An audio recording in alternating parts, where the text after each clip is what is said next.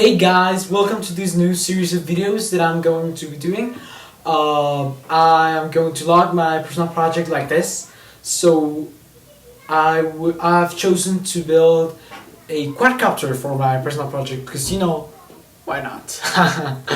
Well, I actually love RC and I've owned a couple of quadcopters, so I figured out why not build my own, right? I mean, it will be like a child to me. Okay, so a quadcopter, what is it? So by definition, it is a unmanned helicopter having 4 motors. So it's gonna have 4 motors. So first of all, what are we going to need for this quadcopter? Okay, so first of all, you're gonna be needing your frame. This is where you will mount all your electronics and motors and your flight controller. Okay, so it's gonna be sturdy, very good, very well made frame, light of course. If it's not light, the quadcopter will not take off, right? So as I am building this quadcopter from scratch, I will be doing my frame. I already have the plans for the frame. It's gonna be a 250 millimeters from motor to motor diagonally. So I am going to be doing that with balsa wood. I'll do it next week. Okay. So second, you're going to need your flight controller. This is the most important part of your quadcopter because that's what maintains it leveled. It controls the motors and everything. So your flight controller, there are lots of flight controllers to choose from in the market right now. So I've already chosen mine. I am going to be flying with a CC3D, which is made by an enterprise called Open Pilot. I've seen reviews of it and it seems pretty good, so I'm gonna be testing it. If it's not good at all, I will have to change it. Okay. So after you've got your flight controller, you're gonna be needing your motors, right? This is what is going to give power to your quadcopter. So if you really want power for your quadcopter, you can go with the most expensive ones that are like $44 per motor, and you need 4 of them. Yeah, that's really expensive, but of course they're gonna be giving you much more power than simple $10 ones. Okay, so I will choose 1806 motors with 2300 kV. I will choose Mars Power because I've seen very good reviews of it, and they're not very cheap and they're not too expensive. So they're like $16 each. So I'll be ordering 4 of those, and I hope those motors will give me the performance I'm searching for. The objective for this quadcopter is to be a racer. So it's gonna be like 50 miles per hour, boom. All right, that's my objective. My objective, of course. So when you do your frame and when you buy your motors, you also have to take in account what props are you going to put in the motors. So I'm going to put 5-inch propellers with 30 of tilt. Okay, they are 50 means the inches and 30 means the tilt. So they're 50-30, 50-35. There are 3 blades. There are ball nose. So I'm gonna be sticking with 3 blades and regular ones. Okay, so I have some here. I'm just gonna show you guys here. This is some parts that have already arrived. The rest of them are arriving by tomorrow. So let me just show you. These are the props. They are 5-inch props with area of tilt. You see, they are plastic ones. So I'm gonna be using this. I've ordered lots of this because, you know, they're practically disposable. If you're doing one, you should also order lots of them because you're gonna be breaking them. At least when you're starting to learn it, you're gonna be breaking lots of props. Okay, so we've got the propellers. Now the ESCs. What is an ESC? It's an electronic speed controller. So this is what controls the speed of your motor. Okay, I am going to be choosing. You don't want very cheap ESCs because they're gonna burn down. Okay, so I will be choosing Mr. RC ESCs that are like $15 each. So 4 of them. Right. Now we need something to power our quadcopter, right? So we're gonna choose a battery. This type of quadcopters usually use a 3S LiPo and from 1300 milliamp hour to 2200.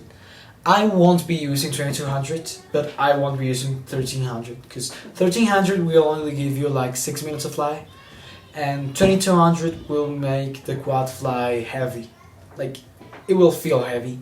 So I'm gonna be in the middle with 1800 and 1500. Okay, so I'm gonna add 2 batteries, 3S. You gotta be careful because I already ordered 2S and these don't work at all. They won't power up your quadcopter because they have not enough voltage for it. Okay, so don't buy 2S, buy 3S. Okay. Now another objective for my quadcopter is that it will have a live video transmission, so I can fly it FPV. What does FPV means? Means first person view. So first person view consists in that you're seeing what your quadcopter is seeing.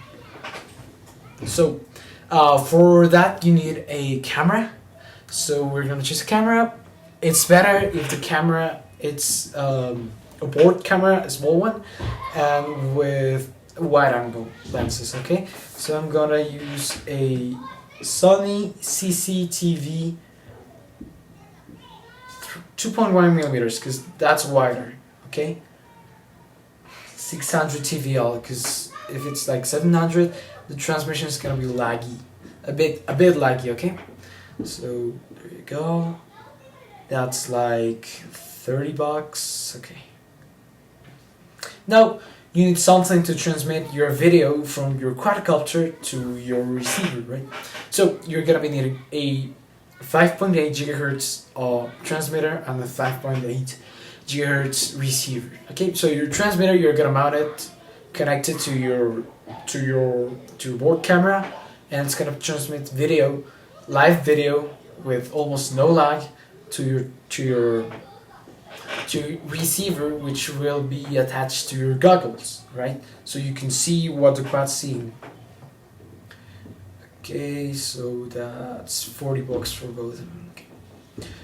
You might need an antenna, but that's optional. You gotta be careful. 5.8 gigahertz, okay? Because if it's like 2.4 gigahertz, that's not gonna work. So 5.8. One important thing, really, before you power up your transmitter, your FPV transmitter, you want to be sure that you have your antenna attached, because if not, it's gonna burn down. The antenna helps to dissipate the signal. Okay. Of course, you need goggles or a monitor, however you feel more comfortable with. Okay. I chose goggles and I've chosen a DJI goggles, not DJI goggles, okay? So I did these goggles myself. As you can see here, they have a monitor inside them and some lenses to magnify the view. Look at that. Here you go. Okay, so I don't have the receiver yet, but look at that. So you stick your head in here, and it's pretty comfortable actually. Okay, so let's put this up. These quantum goggles are $40. They're pretty cheap, so but they get the job done, because you can get goggles like from Fat Shark that are like $300, $350. That is pretty expensive if you're getting into a hobby. So like if you're more professional, you can get those, but I'm gonna stick with these ones until I get tired of them. Okay, so let's move on. You will also need your power distribution board. So this is where you're gonna mount all your electronics to receive power from your battery.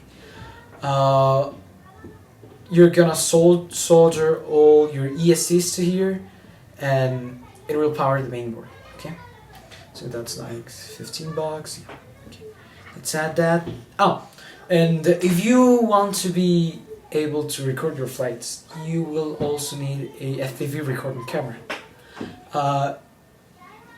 The board camera that we already bought, we already added to the cart, won't work, because the transmission, it's not HD, so it's gonna be the image won't be good, the video won't be good. Okay, so there are plenty of options to choose from for an FPV recording camera.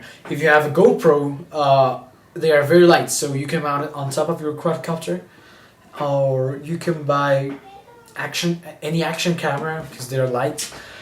I found this Mobius camera I think it's pretty good because it's very small and very light. It weighs like 39 grams, so it won't be affecting the quadcopter's thrust. Okay. You might also need, if you don't have the battery charger, you will need one. Okay, to charge your batteries.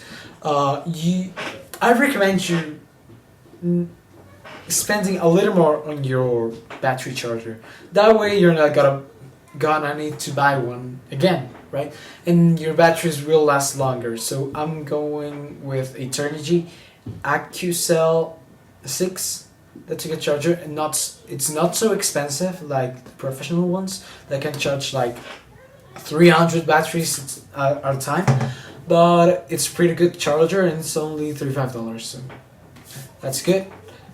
You will need soldering iron, and tin, so you can solder your ESCs to the PCB, to the PDB,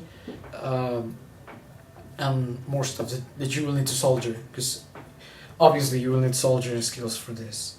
Not very advanced, but some basic ones. You might need heat shrink. So heat shrink is this tubing. Heat shrink tubing maintains everything tight and clean, and it also prevents it from making a short circuit. So you might need this one. This shrinks with heat, like its name says, heat shrink. Heat shrink tubing, yeah, that's pretty good accessory to have. Your power wire, of course, for your power distribution board to connect to your battery. And if you want, you can add LEDs to your quadcopter if you want to fly at night. And of course, you're gonna be needing one of these, a radio transmitter. So you're gonna control your aircraft from here. These radio transmitters tend to be pretty pricey actually. I went with this good option from Hobby King that is $30, and it's a 6-channel transmitter.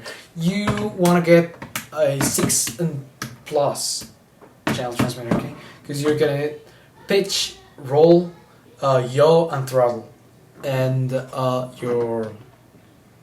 your modes, and to change your modes. So you're gonna be needing 5 channels, so go for a 6-channel or more. You are gonna get the transmitter, the controller, and the receiver, which you're going to mount into your. Here, this is the receiver. There's the antenna. You're going to mount this into your quadcopter. Okay. I think that's all, guys. Yeah. So I'm going to be building this quadcopter with you guys. So I'm gonna be doing everything step by step with you. So you can you can build your own, right? So thank you guys for watching and see you next time. So this is a CJMCU quadcopter, little microquad. It's got an FR Sky transmitter on there, sorry, receiver on there, 4 little tiny motors, and a little lithium polymer battery underneath. And this is running clean flight, and this is me attempting to fly it badly. So it's on auto level mode at the moment. So I'm going to arm it.